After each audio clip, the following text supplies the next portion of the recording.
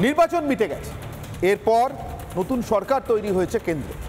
সেই সরকার কেন্দ্রে নিজেদের শরিকের সঙ্গে সঙ্গে, যেহেতু এটা এনডিএ সরকার অর্থাৎ কোয়ালিশন অর্থাৎ শরিকি সরকার, এই সরকার নিজের শরিকদের সঙ্গে, শরিক দলের মন্ত্রীরা রয়েছেন তাদের সঙ্গে আলোচনার পাশাপাশি এতদিন নির্বাচনে যাদের বিরুদ্ধে লড়ে তারা জিতে এলেন, যাদের সঙ্গে দুবেলা লড়াই চলল, সেই বিরোধী না প্রতিপক্ষ। মোহন ভাগবত বলছেন বিরোধী নয়, প্রতিপক্ষ হিসেবে দেখুন, প্রতিপক্ষের সঙ্গেও আলোচনা করুন। তফাৎটা কোথায়? আপনি বলবেন সাদা কথায় শুনতে তো একই লাগছে, যে বিরোধী সেই প্রতিপক্ষ। আসল কথায় দেখলে, ভারতীয় ঐতিহ্যে দেখলে অবশ্যই আলাদা। আমি আপনার বিরোধী বা আপনি আমার বিরোধী মানে আমি যা বলছি আপনি তার উল্টোটা বলছেন, আপনি আমার বিরোধিতা করছেন। আমি যদি হ্যাঁ বলি আপনি না বলছেন, আমি যদি না বলি আপনি হ্যাঁ বলছেন। কিন্তু আপনি আমার প্রতিপক্ষ বা আমি আপনার প্রতিপক্ষ মানে আপনি আরও একটি পক্ষের কথা বলছেন।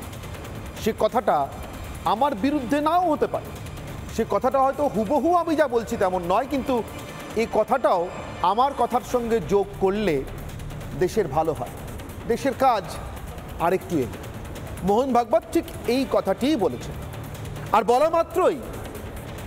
বলা মাত্রই রেড়ে করে পড়েছেন নরেন্দ্র মোদী বিরোধীরা, যারা কিছুতেই এই সরকারকে প্রথমে জন্মাতে দেখতেই রাজি ছিলেন না। মানে তৃতীয়বারের মোদী সরকার বলেছিলেন হবেই না, বিজেপি সরকারই করতে পারবে না, নরেন্দ্র মোদী আর প্রধানমন্ত্রী হতে পারবেন না। শেষমেশ সরকার হলো, প্রধানমন্ত্রীও নরেন্দ্র মোদী হলেন। শরিকরা তাকে মানবে না, তাকে মানলে অমিত শাহকে মানবে না, দেখা গেল সবাইকেই মেনে নিলেন, প্রধানমন্ত্রীও থাকলেন, স্বরাষ্ট্রমন্ত্রী অমিত শাহই হলেন। এবার বিরোধীদের একমাত্র সহায় সম্বল হয়ে দাঁড়িয়েছেন মোহন ভাগবত। হ্যাঁ, সেই মোহন ভাগবত সরসংঘ চালক অর্থাৎ আরএসএস প্রধান, যার সংগঠনকে অর্থাৎ আরএসএসকে লাগাতার এই নির্বাচনে ভয়ঙ্কর কুৎসায় বিদ্ধ হতে হয়েছে। কি না বলা হয়েছে, ঘৃণা, দাঙ্গা করা, সমস্ত রকম অভিহিত করে আরএসএসকে ভূষিত করে এই নির্বাচনটি লড়েছেন বিরোধীরা। সে প্রসঙ্গ এসছে মোহন ভাগবতের বক্তব্য। নির্বাচনে মিথ্যার ব্যবহার কেন, নির্বাচনে এত মিথ্যা কেন, সেই মিথ্যায় আরএসএসকে টেনে আনা কেন, এই সমস্ত কিছু আসার পরেও, এই সমস্ত কথা বলার পরেও মোহন ভাগবতের ওই বাকি শব্দগুলো কিন্তু বাদ হয়ে গিয়েছে। মোহন ভাগবতের বাকি কথা বাদ হয়ে গিয়েছে, শুধু বেছে বেছে ওইটুকু কথা নিয়ে বিরোধীদের এত চর্চার কারণটা কি? আচ্ছা, মোহন ভাগবত কি শুধু মনে হয় আপনাদের শুধু কেন্দ্রে সরকারের ক্ষমতায় আসা নরেন্দ্র মোদীর নেতৃত্বাধীন এনডিএ জোটকে বা তাদের সরকারকে এই বার্তাটা দিলেন? দেশের রাজ্যে রাজ্যে ক্ষমতায় থাকা সরকারগুলো, যেমন আমাদের এখানে মমতা বন্দ্যোপাধ্যায়ের সরকার, যারা রাজ্যের কোনো প্রশাসনিক বৈঠকে জন্মলগ্ন থেকে আজ পর্যন্ত কোনো বিরোধী দলের সাংসদ বা জনপ্রতিনিধিদের ডাকেন না, নির্বাচিত জনপ্রতিনিধিদের ডাকেন না, চিঠি দিয়ে একদম নির্দিষ্ট করে চিঠি দিয়ে নিয়ম করে যে ডাকার নিয়ম, তাতে ডাকেন না, ডাকলে আসেন না নয়, ডাকেন না। আসলে মমতা বন্দ্যোপাধ্যায় হয়তো ধরে নিয়েছেন বিরোধী থাকাকালীন তিনি যেরকম সরকারের কোনো অনুষ্ঠানে যেতেন না, সরকারের কোনো ডাকে সাড়া দিতেন না, বন্যা নিয়ে বৈঠক করলেও বয়কট করতেন, সে পথেই হয়তো বিরোধীরা হাঁটবেন ধরে নিয়েছিলেন কি। তাই সরকারি কোনো অনুষ্ঠানে রাজ্যের বিরোধীরা ডাক পান না, বিরোধী জনপ্রতিনিধিরা ডাক পান না। মমতা বন্দ্যোপাধ্যায়ের জন্য বলা নয়, প্রতিপক্ষ নয়, বিরোধী নয়, প্রতিপক্ষ, মমতা বন্দ্যোপাধ্যায়ের জন্য বলা নয়। নির্বাচনের পর রাজ্য জুড়ে যেভাবে বিজেপি নেতাকর্মীদের ভাঙচুর হচ্ছে, বাড়ি ভাঙচুর হচ্ছে, তারা ঘর ছাড়া হচ্ছেন, তারা আক্রান্ত হচ্ছেন, সেই মমতা বন্দ্যোপাধ্যায়ের জন্য বলা নয়। কেরালে বামপন্থীদের জন্য বলা নয়, যারা কাসারগড়ে এবেলা ওবেলা আরএসএস কর্মীদের খুনে অভিযুক্ত থাকেন। সেই কংগ্রেসের জন্য বলা নয়, যারা কথায় কথায় আরএসএসকে নিয়ে এসে বিনা প্রমাণে কুৎসা করেন, এমনকি সে কুৎসার ক্ষতিপূরণ দিতে আদালতে দৌড়তে হয়। মানহানির মামলায় অভিযুক্ত হয়ে দোষী প্রমাণিত হয় রাহুল গান্ধীকে দোষী প্রমাণিত হতে হয় নাথুরাম গডসের সঙ্গে আরএসএসকে মিথ্যে কথায় জড়ানোর জন্য, মিথ্যে অভিযোগে জড়ানোর জন্য, তার জন্য জরিমানা পর্যন্ত দিতে হয়। এগুলোর কথাও তো বলেছেন মোহন ভাগবত। চেপে যাচ্ছেন কেন বিরোধীরা? মোহন ভাগবত আরেকটি অদ্ভুত কথা বলেছেন, একেবারে প্রথম কথার সঙ্গে সংযোগ রেখে। বিরোধীরা আসলে আয়না হতে পারে, বিরোধী তো নন, প্রতিপক্ষ। তাই তারা সংসদের ভিতরে সরকার পরিচালনার প্রশ্নে, দেশের জনতা কি চাইছে তা সরকারের কাছে পৌঁছে দেওয়ার প্রশ্নে আয়না হতে পারে। তাতে কি ভয় পেলেন বিরোধীরা? আয়না হতে আপত্তি, আয়নার সামনে যে নিজের মুখটাও দেখা যায়। আসবো আজকের বিতর্কে, তার আগে আজকের বিশেষ প্রতি स्वागत है भाई, स्वागत है।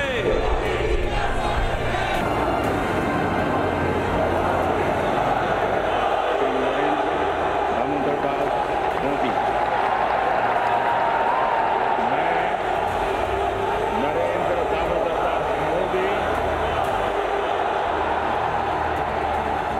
ईश्वर की शपथ लेता हूं कि मैं विधि द्वारा स्थापित भारत के संविधान के प्रति सच्ची श्रद्धा और निष्ठा रखूंगा।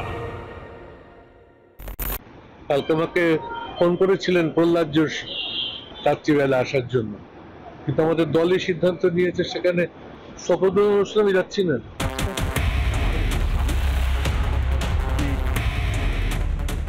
दो पक्ष है, विरोधी पक्ष कहते हैं, मैं प्रतिपक्ष कहता हूं। वो विरोधी नहीं है, उसको विरोधी मानना भी नहीं चाहिए। वो प्रतिपक्ष है, वो एक पहलू उजागर कर रहा है।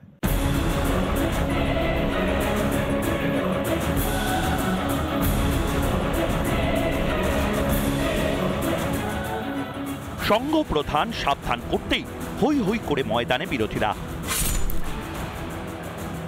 মোহন ভাগবতের সব কথার নিশানা নাকি বিজেপি। বিরোধীদের কেন মনে হলো না এই সাবধানবাণী তাদের জন্য? অন্তত বাংলার কট্টর মোদী বিরোধীদের তো মনে হওয়া উচিত ছিল। বাংলায় ভোট পরবর্তী হিংসা ভুলে গেলেন নাকি?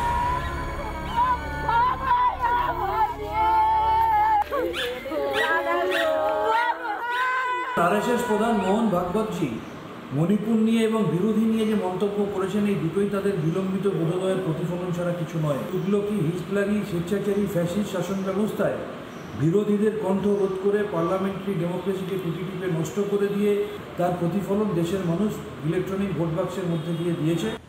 আরএসএস এই কথাটা বলছে, আরএসএস এর প্রধান এই কথাটা বলছে, এটা তো নতুন কোনো কথা নয়। উনি তো না আজকে বলেছেন, ওনার বিজেপির সাথে আলোচনা আছে নিশ্চয়ই, ওই জন্য কিছু না কিছু ভেবেছেন। সিট টিট সমস্ত কমে গেছে পশ্চিমবঙ্গে, সেই জন্য তো চিন্তা বেড়েছে।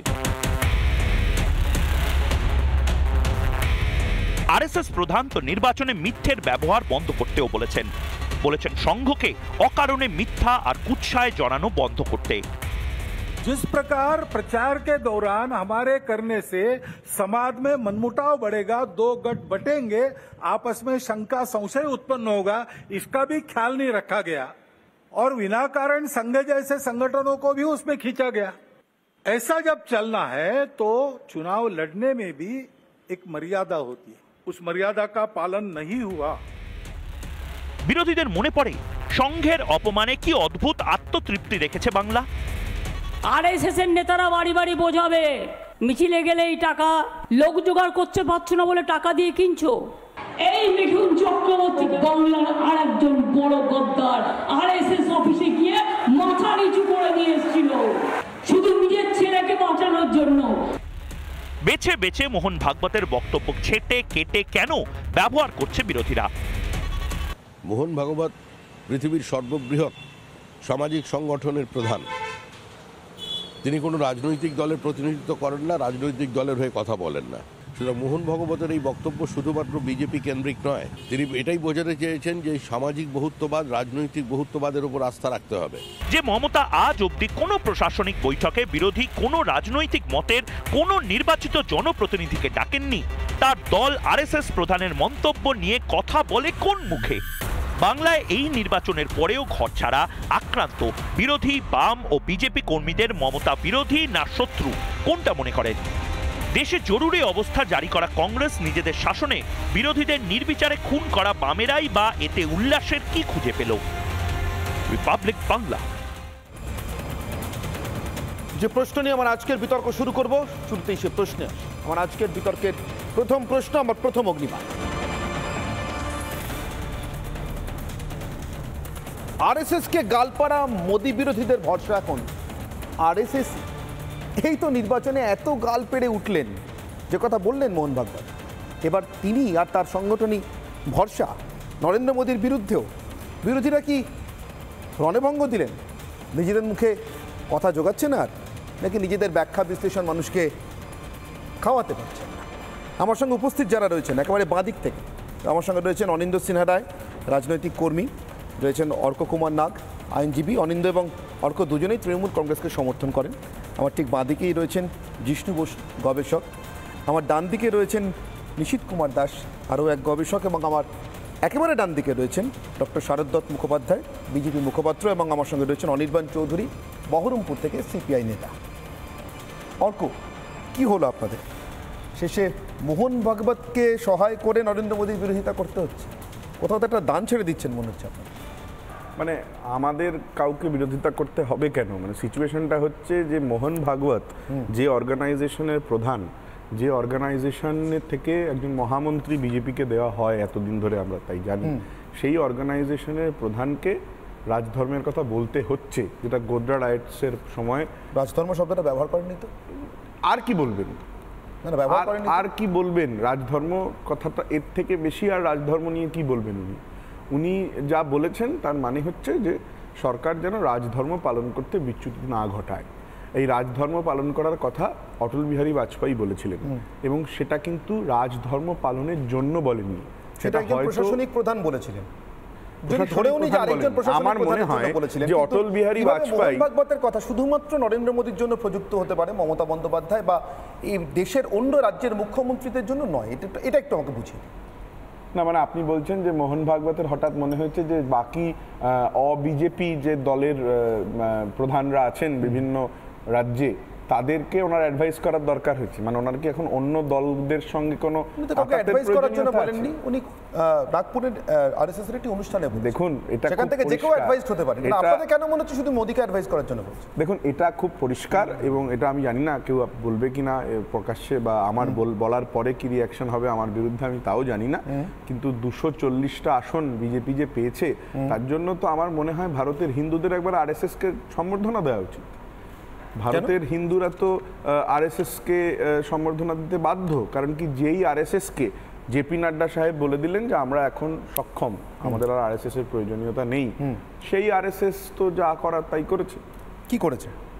মানে আপনারা কি গণতন্ত্র নিজেরা যে কারণে তৈরি হয়েছিল বলে তারা মনে করতো, সেখান থেকে তারা তো বিচ্যুতি ঘটিয়ে একটা অন্য দিকে চলে যাচ্ছিল, হয়তো সেখান থেকে তারা ফেরত চলে এসছে, তারা ভারতের সংবিধানে ফেরত এসছে। আচ্ছা, এটা তো আরএসএস বিজেপির কথা, কিন্তু আমি বলছি একেবারে গণতন্ত্র আর সংবিধানের গোড়ার কথাটা, যে কথাটা মোহন ভাগবত বলছেন যে বিরোধী নয় প্রতিপক্ষ। অ্যাবসলিউটলি তাই তো? কেন বলা হবে? তাহলে এই রাজ্যে এত আক্রমণ কেন বিজেপি নেতাকর্মীদের উপরে? তাহলে মমতা বন্দ্যোপাধ্যায় শপথ গ্রহণ অনুষ্ঠানে গেলেন না কেন, বয়কট করলেন কেন?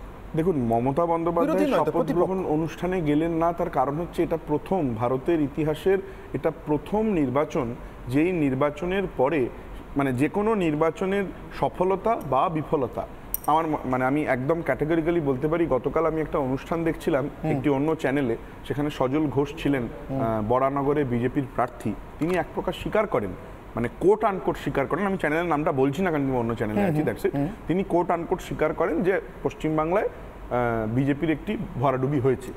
আজকের দিনে দাঁড়িয়ে পশ্চিমবাংলায় বিজেপির ভরাডুবি হয়েছে, এর দায়িত্ব নেওয়ার জন্য একটি বিজেপির নেতাও প্রেস কনফারেন্সে বলেননি যে এই দায় আমার। আজকে 10 বছর ধরে একক সংখ্যাগরিষ্ঠ থাকা একটা দল, তারা 240-এ নেমে এসছে, একক সংখ্যাগরিষ্ঠতা তারা 32টি আসনের জন্য হারিয়েছে। একজন লোককেও পাওয়া গেল না যে এসে বলল যে এটা কোনো কারণে আমাদের ভুল, বরঞ্চ যে সর্বভারতীয় সভাপতি তাকে মন্ত্রী করে ফেরত নিয়ে আসা হলো। তার মানে একটা সিচুয়েশন ক্রিয়েট করছে বিজেপি বা নরেন্দ্র মোদী, কারণ এটা আমি বিশ্বাস করি না যে বিজেপির যে 240 জন লোকসভার সাংসদ আর বোধহয় 117 জন রাজ্যসভার সাংসদ, এই টোটাল এতজন সাংসদের মধ্যে নরেন্দ্র মোদীর ব্যতিক্রমে আর একটি লোকও ছিল না যে এই জোট সরকারের প্রধান হয়ে প্রধানমন্ত্রীর দায়িত্ব নিতে পারে। নিশ্চয়ই ছিল, কিন্তু সেইটাকে অ্যাভিনিউটাই খুঁজতে দেওয়া গেল না। কি বলা হলো, কেউ দায়িত্ব নিল না, এমন একটা ইমেজ পুট আপ করার চেষ্টা করা হলো যে যেন সব ঠিক আছে, এটাই হওয়ার ছিল, এটাই প্রত্যাশিত। যদি এটাই প্রত্যাশিত হবে তাহলে মোদী সরকার থেকে এনডিএ সরকার হলো কেন?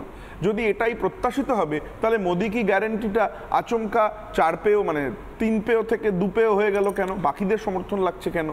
আজকের দিনে দাঁড়িয়ে যে এজেন্ডায় নরেন্দ্র মোদী নিজেকে প্রধানমন্ত্রী পদপ্রার্থী হিসেবে বিভিন্ন জায়গায় প্রজেক্ট করেছিলেন, সেটা তো রিজেক্টেড। সেই রিজেকশনের দায়িত্ব নেওয়ার সৎসাহস ভারতীয় জনতা পার্টির মধ্যে নেই, এটা খুব দুঃখজনক। আমি শারদবাবুর কাছে যাই। প্রথমে ভারতীয় জনতা পার্টির জায়গা থেকে জিজ্ঞাসা করি, উনি বেশিরভাগ কথা ভারতীয় জনতা পার্টি প্রসঙ্গে বলেছেন, তাই শারদবাবু আপনার কাছে এলাম। তারপরে আমি জ্যেষ্ঠবাবু এবং নিশীথবাবুর কাছে নিশ্চিতভাবে যাব, কারণ আরএসএস প্রসঙ্গে উনি কিছু কথা বলছেন, সেগুলোতে ওরা কি মত প্রকাশ করেন গবেষক হিসেবে। শারদবাবু, প্রথম কথা বলি যে রাষ্ট্রীয় স্বয়ংসেবক সংঘ একটি সামাজিক অর্গানাইজেশন, কখনো ভাবলে চলবে না সেটা রাজনৈতিক দল। সুতরাং রাষ্ট্রীয় স্বয়ংসেবক সংঘের মাননীয় পরম পূজনীয় সৎসঙ্গ চালক যে কথাগুলো বলেছেন সেটা সমগ্র ভারতের সমাজের জন্যই বলা। এটা কখনো ভাবলে চলবে না যে একটি সামান্য রাজনৈতিক দলের জন্য বলা, কোনো রাজনৈতিক দলের জন্য বলা নয়। আমরা ছোটোবেলা থেকে দেখে এসেছি বিভিন্ন ক্রীড়া প্রতিযোগিতায় একজন আরেকজনের সঙ্গে লড়ে, তাকে আমরা কখনো বিরোধী বলি কি বলি না, আমরা সবসময় বলি সে প্রতিপক্ষ। সেই প্রতিপক্ষ এবং সেই ক্রীড়ার লড়াইতে অনেক সময় দেখি একজন বিজয়ী হয় এবং আরেকজন হার মেনে নেয়, কিন্তু সেই বিজয় এবং হারের পরবর্তী কোথাও দেখা গেছে যে এক অন্যকে মারধর করে? দেখা যায়নি। তারপরে একটা ট্রফি বা কাপ বা কোনো রকম শিল্ড বিজয়ীর হাতে তুলে দেওয়া হয়, সেখানে কখনো কোথাও দেখা গেছে যে যে প্রতিপক্ষ ছিল, যারা হেরে গেছে, সেই বিজয় ভিক্টরি সেরিমনিটি তারা ছেড়ে চলে যায়? আসে না, না আসে। আমাদের এই লোকতন্ত্রের যে পুজো হলো বা লোকতন্ত্রের তৃণমূলের ভাসানো যে খেলা হলো, যদিও আমি সেটা মনে করি না, আমি মনে করি আজকে আমাদের লোকসভা একটি আমার কাছে মন্দির এবং এই লোকসভার নির্বাচন একটি আমার কাছে ধর্মীয় পুজো হিসেবেই আমরা দেখি। আমরা হিন্দুত্ববাদী জাতীয়তাবাদী একটি দল এবং এই দল এটাকে কখনো খেলায় বিষয় দেখে না, এটা হচ্ছে ভারতবর্ষের জনসাধারণের বিরাট একটি পুজো। এবং এই অনুষ্ঠানে এই মন্দিরে কারা কারা পূজারী হবে, যারা সংবিধান রক্ষার পূজারী, তাদেরই নির্বাচন হলো। এই অনুষ্ঠানে কেউ যদি না যায়, এর থেকে বড় অ্যারোগেন্স বা ঔদ্ধত্য হতে পারে না। তার মানে সে সংবিধান মানে না। এই ঔদ্ধত্য কোথায় গিয়ে পৌঁছেছে? যখন দেখি একজন বিরোধী নেত্রী বারবার ভারতের প্রধানমন্ত্রীকে তুইতুকারি করেন, একজন বিরোধী নেত্রী বারবার এই ঔদ্ধত্যের জন্য আরেকজন গৃহমন্ত্রীকে তুইতুকারি করে। ভারত নয়, বিশ্বের সর্ববৃহৎ রাজনৈতিক দলের কেন্দ্রীয় সভাপতি তাকে তুইতুকারি করেন, তার নামকরণ করেন হাড্ডা নাড্ডা গাড্ডা হিসেবে। এটাই হচ্ছে ঔদ্ধত্য। আজকে মাননীয় সৎসঙ্গ চালকজি কিন্তু সবাইয়ের জন্য এই প্রস্তাব রেখেছেন, সবাইকে এই জিনিসটা মেনে নিতে বলছেন এবং চোখে আঙুল দিয়ে দেখিয়ে দিয়েছেন যে ঔদ্ধত্য কিন্তু ভালো না। এবং আমরা স্রেফ প্রতিপক্ষ, আমরা বিরোধী নই। আমাদের সঙ্গে অন্য কোনো রাজনৈতিক দলের কোনো রকম নীতির লড়াই হতে পারে, কিন্তু তার মানে এই নয় সেই নীতির লড়াইটা আলটিমেটলি দৈহিক লড়াইতে গিয়ে পৌঁছবে এবং সেখানে সামান্য আতিথেয়তা ভদ্রতা খর্ব করা হবে। এটা কিন্তু মোহনজি বলেননি এবং সৎসঙ্গ চালকের এই জিনিসটাই সবার জন্য কিন্তু সবার জন্য প্রযুক্ত, কিন্তু অর্করা মানতে রাজি নন। তারা বলছেন যে এটা শুধুমাত্র নরেন্দ্র মোদীর জন্য প্রযুক্ত। অর্ক হাত তুলছিলেন মাঝখানে, আমি আরেকবার বোঝার চেষ্টা করবো কেন। না, বুঝতেই পারছি না, এই সমস্যাটাই বুঝতে পারছি না। মানে একটা আরএসএস কে নিয়ে কুৎসা করলো এই নির্বাচন, তার আগে এক্ষুনি এটা তো বলেছেন, এই পার্টটা এড়িয়ে যাচ্ছেন কেন? শুনুন, আরএসএস কে ভরসা করে বিজেপি নির্বাচনে নেমেছিল, কি হয়েছে? কুৎসা বিজেপি করেছে কি? আরএসএস কে মোহন ভাগবত তো বলছেন যে আরএসএস কে কুৎসা করা হয়েছে, আরএসএস ব্যবহার করার চেষ্টা করেছে। আজকে বিজেপির মুখপাত্র বলছেন যে আরএসএস একটি সামাজিক সংগঠন, তারা কোন রকম ভাবে কোনো রাজনৈতিক সংগঠন নয়। আর যখন বিজেপি এবং হবেও না, ভেরি গুড, কিন্তু এই অ্যাঙ্গেলটা তো প্রচারের সময় ছিল না, এই অ্যাঙ্গেলটা তো প্রচার করার সময় ছিল না। সময় তো বারবার বলা হয়েছে যে আরএসএস থাকবে, আরএসএস আছে। আপনি একটা সিম্পল কথা ভাবুন, বিজেপির মুখপাত্র নিরুপায়ভাবে আমাদের যে মাননীয় মুখ্যমন্ত্রী আরএসএসকে রাজনৈতিক প্রেক্ষাপটে নিরুপায় হয়ে টেনে এনেছেন, বারংবার গালিগালাজ করেছেন বারংবার। হঠাৎ আজকে তিনি বলতে যদি শুরু করেন আমি আরএসএসকে সম্মান করি, সেটা বলতে হবে না। বারবার আমরা দেখেছি রাষ্ট্রীয় স্বয়ংসেবক সংঘের নামে আমি যেটাতে খুব আতঙ্কিত হয়ে পড়ছি এবং বারবার দেখেছি ওনার পার্টির মুখপাত্র যখন নির্বাচন সম্পর্কে কথা বলছেন, কিসের নির্বাচন? লোকসভার নির্বাচন। লোকসভাটা কি দিয়ে তৈরি হচ্ছে? কনস্টিটিউশন অফ ইন্ডিয়া দিয়ে। কনস্টিটিউশন অফ ইন্ডিয়া কি বলছে? যে কনস্টিটিউশন অফ ইন্ডিয়া বলছে একদম ক্যাটাগরিক যে India is a secular country. এখন আপনারা বলবেন না সেকুলারটা প্রথম থেকে ছিল না, আমরা মেনে নেব না, সেকুলার দরকার নেই, এসব ইত্যাদি কথা বলবেন, খুব ভালো কথা বলবেন, তাতে কোনো আপত্তি নেই। শব্দটা কবে এসেছে অর্কবাবু আপনি জানেন? তাই তো আমি প্রথমেই বলে দিলাম যে আপনারা সেকুলারটা মানবেন না, তাই আমি আগে থেকে ঢোকানো হয়েছে। কিন্তু আমার বক্তব্য হচ্ছে মুখপাত্র কি বলছেন, বলছেন নির্বাচন একটা পুজো, আর নির্বাচনে যারা পার্টিসিপেট করছে তারা হচ্ছে একটা পূজারী।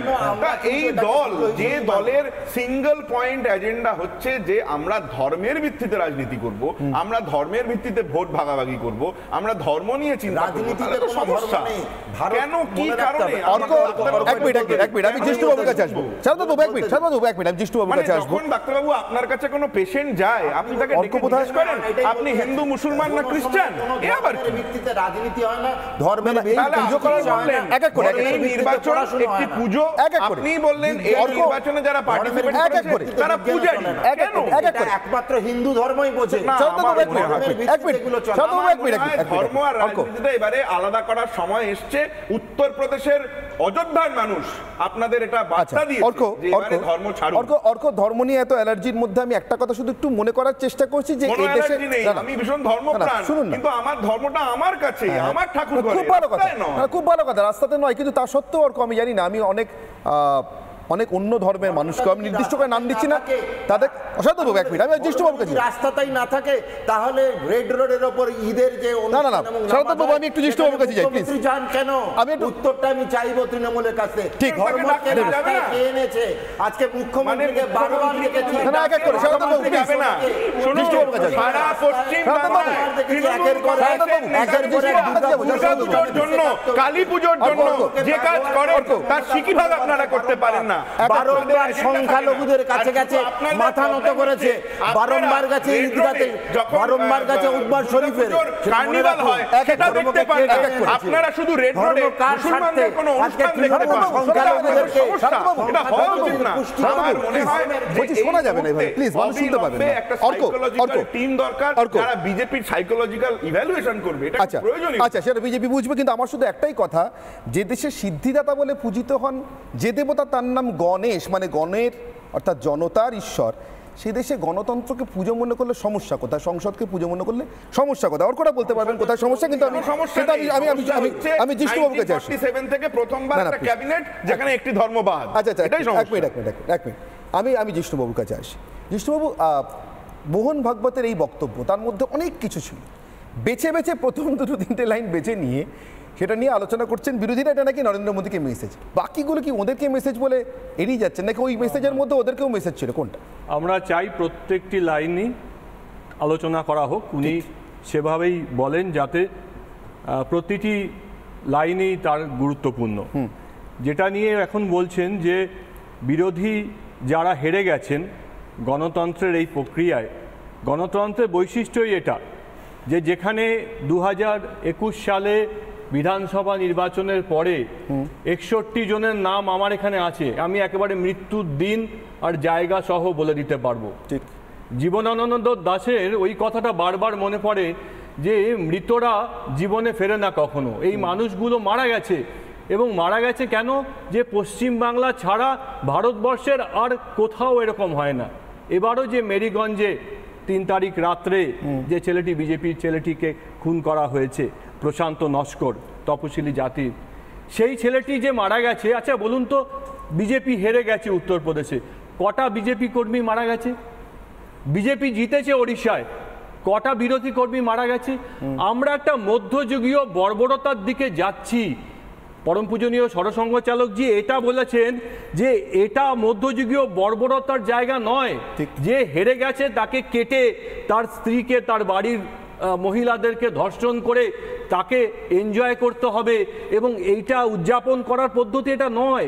যে হেরে গেছে সে তোমার বিরোধী নয়, সে এই গণতান্ত্রিক পদ্ধতিতে তারও একটা অংশ আছে। তুমি যাদেরকে আজকে ঘর ছাড়া করছো, আজকে ডায়মন্ড হারবারের গ্রামের পর গ্রামে যদি দেখা যায়, বিভিন্ন জায়গায় মানুষগুলো, গরিব মানুষরা টোটো চালায়। কালকে বলছিলাম যে বাগদি সম্প্রদায়ের তারা মাছ বিক্রি করার জন্য বসে, তাদেরকে বসতে দেবে না, কারণ তাদের বুথ থেকে বিজেপি জিতেছে, কারণ তারা প্রতিপক্ষ। সিপিএম এর 2-3 জায়গায় তারা বিরোধী। বিরোধী মানে কি? বদ্ধ, যাকে মধ্যযুগের ভাষায় বলে, তাদেরকে হত্যা করে তাদের মুন্ডু দিয়ে ফুটবল খেলতে হবে।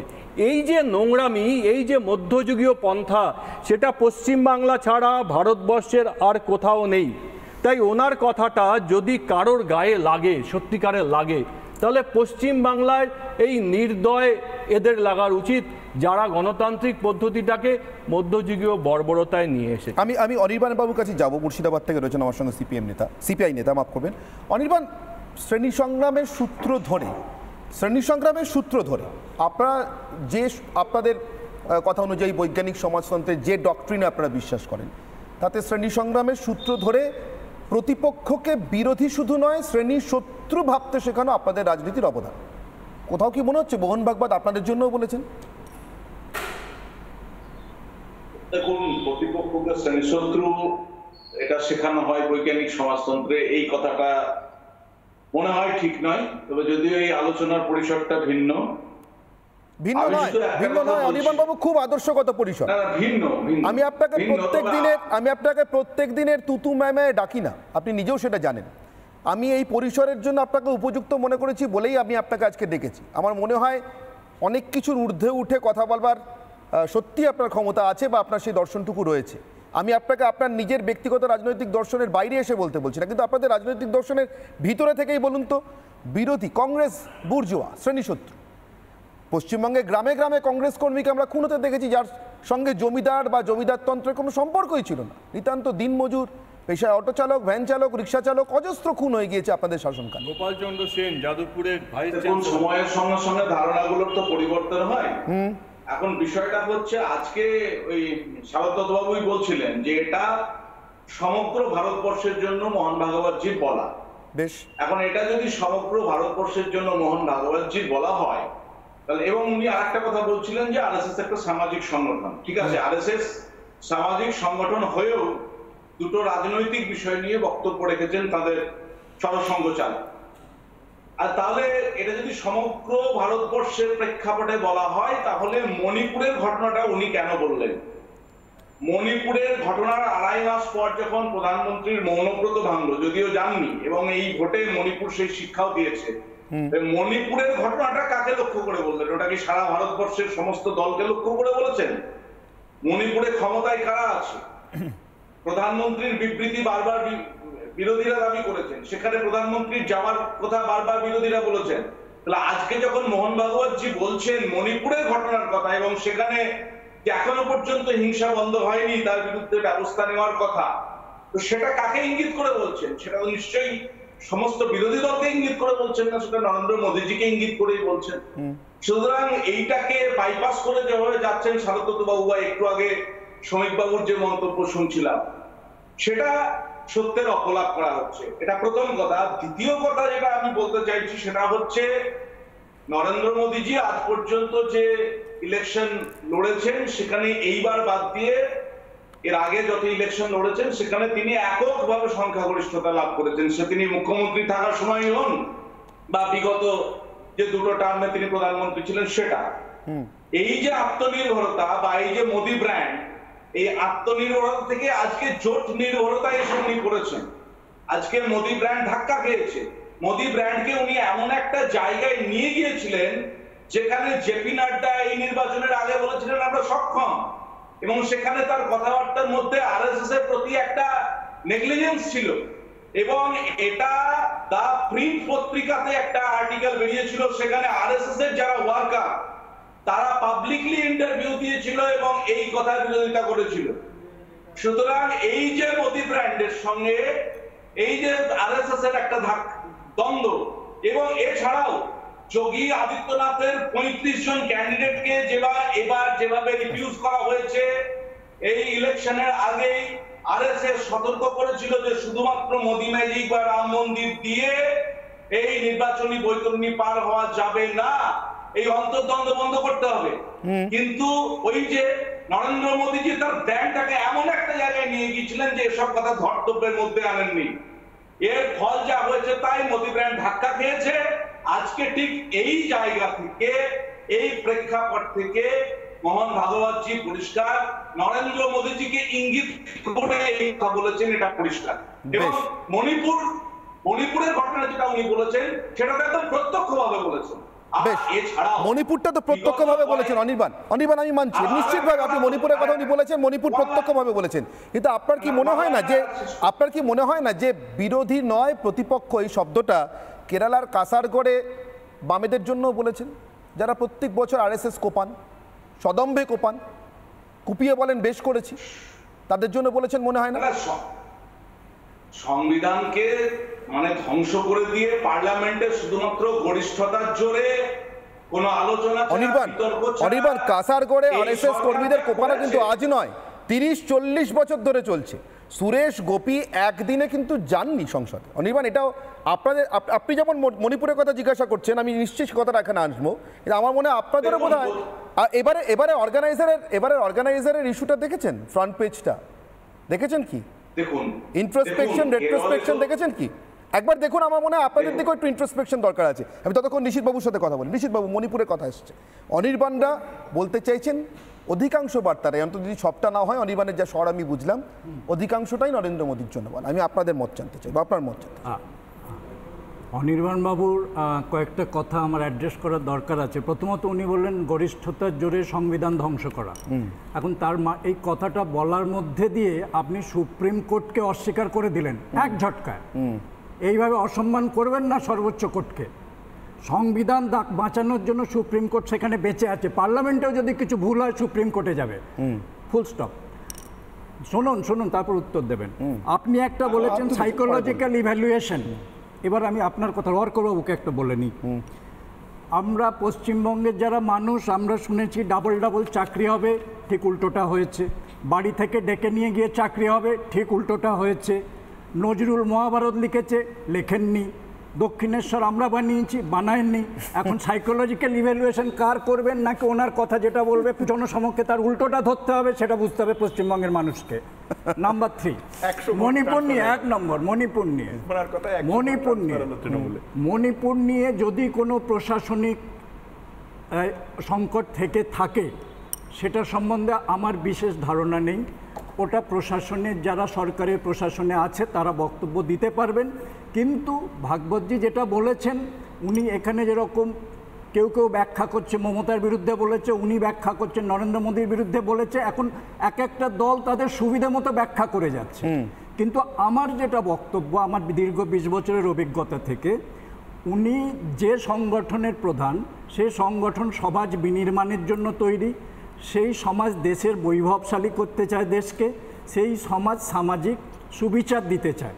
তার জন্য তারা ধন মন তন ত্যাগ করে তারা সংগঠনে যুক্ত হয়, যারা সংগঠনের কর্মী।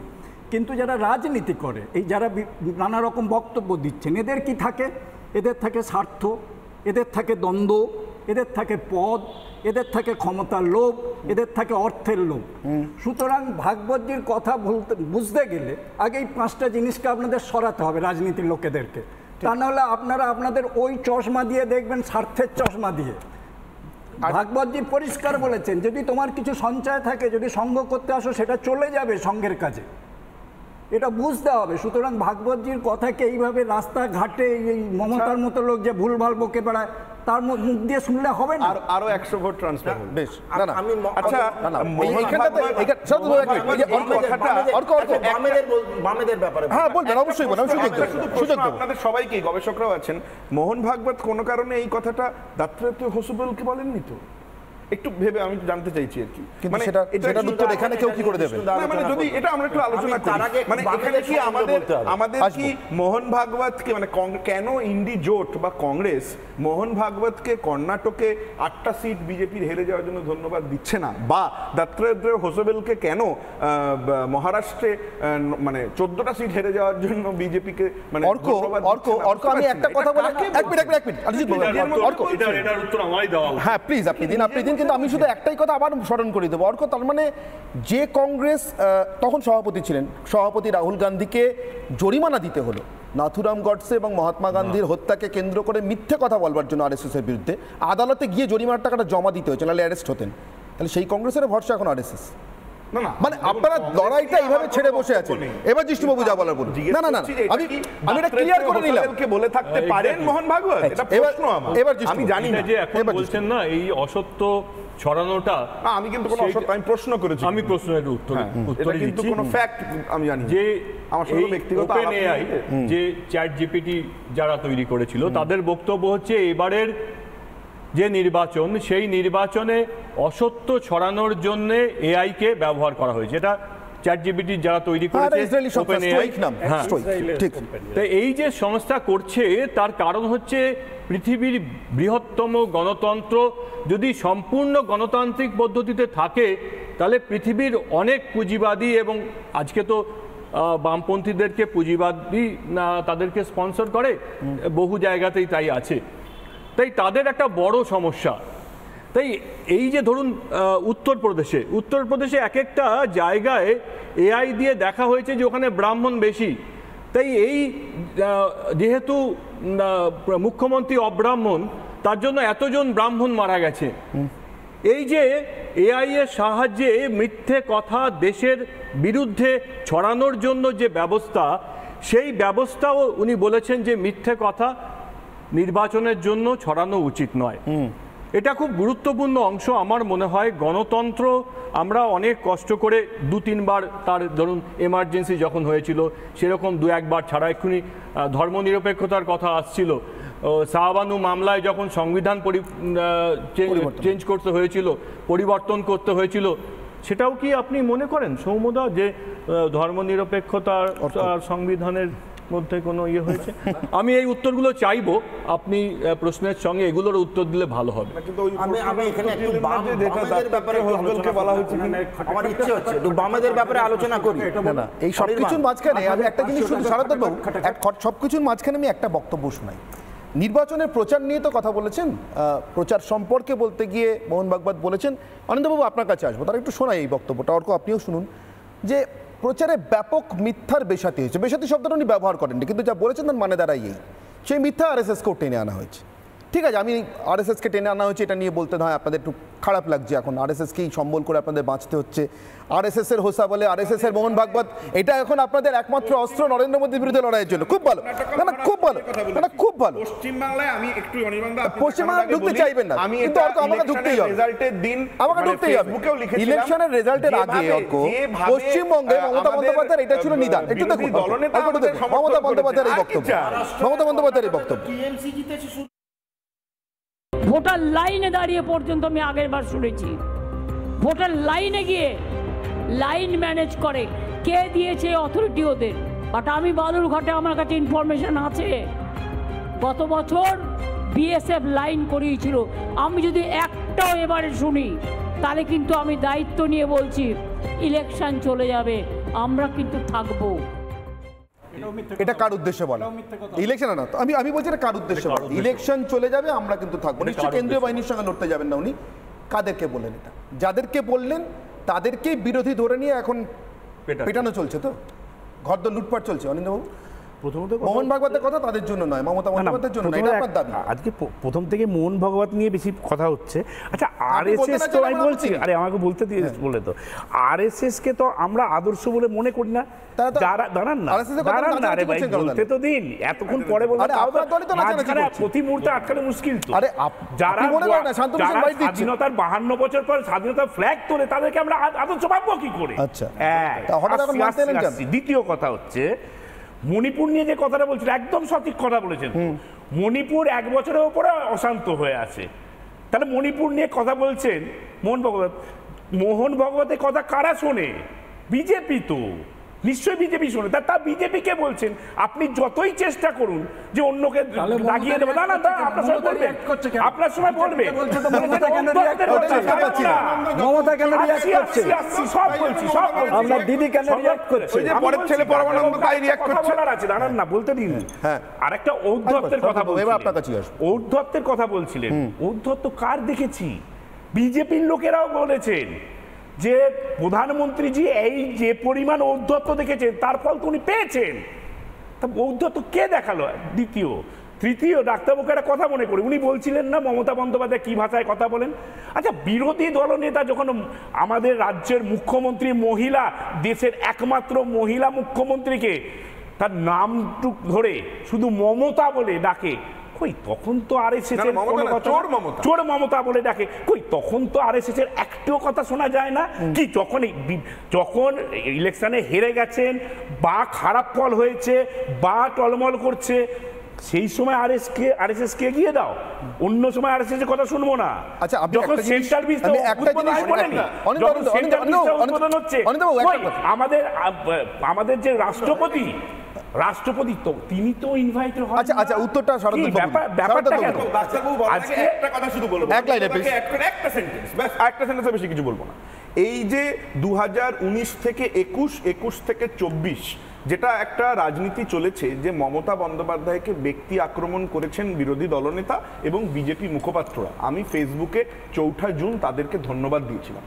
আপনারা এক একটা সেন্টেন্স মমতা ব্যানার্জির বিরুদ্ধে বলবেন। আজকে যেমন এই যে প্রোগ্রামটা, এই প্রোগ্রাম থেকে আমি 1,500 ভোট নিয়ে যাচ্ছি, কারণ উনি মমতা বন্দ্যোপাধ্যায়কে নামে ব্যক্তি আক্রমণ। কিভাবে জমা হলো? আপনারা ভেবে দেখুন, যেদিন অভিজিৎ গঙ্গোপাধ্যায় মমতা বন্দ্যোপাধ্যায়ের নামে ব্যক্তি আক্রমণ করলেন, তারপরে 3টে ফেস কিন্তু বিজেপির হাত থেকে চলে গেল। আপনারা ব্যক্তি আক্রমণ করুন। আমি বলছি আজকের দিনে যারা মুখপাত্র, তাদের যদি বিজেপি পাল্টে দেয় তাহলে আমরা রাস্তায় নামবো, কারণ কি আপনারা সম্পদ, আপনারা আমাদের সম্পদ, আপনাদের ফেলে দেওয়া যায় না। ব্যক্তি আক্রমণের যদি শিরোনামে সারা ভারতের রাজনৈতিক প্রেক্ষাপটে একটাই নাম ওঠে এবং বললাম শেষ নাম ওঠে এবং প্রথম নাম ওঠে, দ্যাট ইজ মমতা বন্দ্যোপাধ্যায়। এই নিয়ে কোনো দ্বিমত নেই, আমি কিন্তু বলিনি, এই নিয়ে কোনো বিতর্ক হয় না। এবার আমি এটা বামেদের সম্বন্ধে বলি। বামেরা মণিপুর নিয়ে এত কিছু কথা বলে কিন্তু ভুলে যায় মরিচঝাপি। তারা কিন্তু কখনো মনে আসে না, তারা মণিপুর নিয়ে খুব ব্যস্ত হয়, মরিচঝাপি ভুলে যায়। আমি অবাক হয়ে যাই যে এই বামেদের নেতা, তারা তো বলেছেন এককালে তারা বলেছে, তাদের জন্য বলি ধর্ম সমাজের আফিং নয়, কমিউনিজমের সমাজের আফিং। আরো বলি, যারা ধর্ম সমাজের আফিং ভাবে, তারা তাদের নেতারা নিজেদের নামটা পাল্টে ফেলুক না। তার নাম আজও মোহাম্মদ সেলিম, আর একজনের নাম আজও সীতারাম ইয়েচুরি। তারা যদি এতই ধর্মের এগেনস্টে যায়, তাহলে নিজের ধর্মের নামগুলোকে পাল্টে ফেলুন না। তাদের মা বাবা দিয়েছিলেন, তারা মনে করেছিলেন যে এই নামগুলো তাদের জন্য ঠিক। এবং সেটা উনি দর্শনের জন্য বলছেন, অরুণাচল প্রদেশের নাম মণিপুর অব্দি যেতে হবে না অত দূরে। আমি তো আজ অব্দি মাননীয় মুখ্যমন্ত্রী মমতা বন্দ্যোপাধ্যায়কে সন্দেশখালী পৌঁছতে দেখলাম না, আমি তো আজ অব্দি তাকে দেখতে পেলাম না।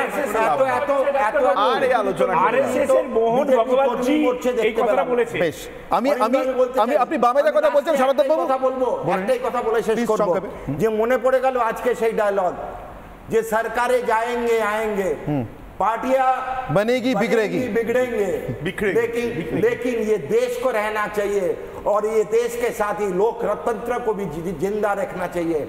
মাননীয় প্রাক্তন প্রধানমন্ত্রী অটল বিহারী বাজপেয়ীর কথাগুলো সবথেকে তাৎপর্যপূর্ণ। আমি এর মাঝখানে আজকে মোহন ভাগবতের কথাগুলো কিন্তু সবথেকে তাৎপর্যপূর্ণ, আমার আপনার জন্য নয়। বামেদের কথা এলো এক মিনিট, বামেদের কথা এলো।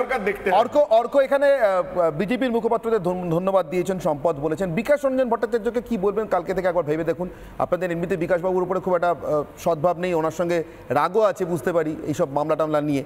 বিকাশবাবু আজকে যেটা বললেন সেটা একবার শুনে দেখুন। আমার তো মনে হয়েছে বিকাশবাবুর বকচ্ছপ দর্শন, সমাজতান্ত্রিক কিনা জানি না, বকচ্ছপ। একবার শুনুন কি বললেন। মোহন ভাগবত এই কথাগুলো আজকে বললেন নির্বাচনে থাপ্পড় খাওয়ার পর, যখন গোটা দেশ জুড়ে এরকম ধর্মীয় বিদ্বেষ তৈরি করা হচ্ছিল।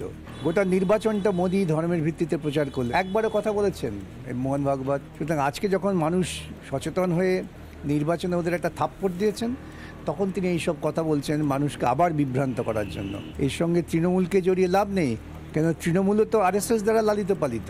অতএব যা হচ্ছে তৃণমূল বিজেপির, এই দুটোর ফলে আজকে আতঙ্কিত হয়ে হয়তো মোহন ভাগবত এইসব কথা বলছেন। আমি এবার সরাসরি অনির্বাণকে প্রশ্ন করবো। অনির্বাণ বাবু, তৃণমূল বিজেপি বিকাশবাবুর সঙ্গে এক গলায়, অনিন্দ একটু আগে আপনাকে খুঁজছিলেন, আমার তো বকচ্ছপ দর্শন মনে হচ্ছে। মোহন ভাগবতের কথা কোথায় অক্সিজেন পাচ্ছেন বলুন। দেখুন বিকাশবাবু কি বলেছেন সে জাস্টিফাই করার দায়িত্ব বিকাশবাবুর। আমি শুধু বামপন্থীদের দৃষ্টিকোণ থেকে এই কথা বলতে চাচ্ছি, কিন্তু এই উত্তরটা আমি জাস্টিফাই করে দেব। আচ্ছা অনির্বাণ সংক্ষেপে 30 সেকেন্ডে প্লিজ। হ্যাঁ শেষ করতে দিন। ওই যে আমার পরে যিনি বলছিলেন, আমি নামটা ভুলে যাচ্ছি, উনি তো পরিষ্কার মণিপুর নিয়ে মোহন ভাগবতের যে ইঙ্গিত, সেই ইঙ্গিতটা নরেন্দ্র মোদীর দিকে সেটা এড়িয়ে গেলেন, যে প্রশাসনিক ব্যাপার তিনি নাকি জানেন না, ঠিক আছে। অথচ উনি আবার মরিচাপির কথা বললেন। মরিচাপি নিয়ে ইনকোয়ারি হয়েছে, কমিশন হয়েছে, তার রিপোর্ট আছে, আরটিআই করে জেলে নিতে পারে। শাস্তি হয়েছে, কার শাস্তি হয়েছে, কার শাস্তি হয়েছে, মরিচাপিতে কার শাস্তি হয়েছে, মরিচাপিতে কার শাস্তি হয়েছে, মরিচাপিতে কার শাস্তি হয়েছে। মরিচাপি আনন্দমার্গে এখনো পর্যন্ত এই একটি ঘটনা তো কারণ শাস্তির কথা শুনিনি। এনিওয়েজ, আমার সময় একেবারে শেষ, আমাকে শেষ করতে হবে। আমি সোশ্যাল মিডিয়াতে সাধারণ মানুষের কাছে প্রশ্ন করেছিলাম, সে প্রশ্নের কি উত্তর হলো, অর্থাৎ জনতার কি রায় হলো সেটা একবার দেখে নিই। প্রত্যেক দিন যেভাবে রায় নিই, আমার আজকের পোল কোশ্চেন ছিল এইরকম এবং তাতে ফেসবুকে এই রায় এলো। আমি জিজ্ঞাসা করেছিলাম, মমতা বিরোধীদের কোটানকোট শত্রু ভাবা বন্ধ করবেন? 67% মানুষ এ রাজ্যে মনে করেন না, 33% মানুষ মনে করছেন হ্যাঁ করবেন। অর্থাৎ মোহন ভাগবতের পরামর্শ অন্তত মমতা বন্দ্যোপাধ্যায় শুনবেন। অর্ক, তার মানে শুধু নরেন্দ্র মোদীর উদ্দেশ্যে বলা, এটা অন্তত 33% মানুষ মনে করছেন না, অন্তত 33% মানুষ তারা মনে করছেন মমতা শুনবেন মোহন ভাগবত যা বলেছেন। 67% যদিও মানছেন না। এক্স হ্যান্ডেলে পরিসংখ্যান দেখব, এখানে 6% মানুষ মনে করছেন হ্যাঁ মমতা বিরোধীদের শত্রু ভাবা বন্ধ করবেন, না মনে করছেন 94%। অর্থাৎ এভাবেই চলতে থাকবে, লুটপাট, জমি দখল, ঘরছাড়া করা। এবার ইউটিউবের পরিসংখ্যান,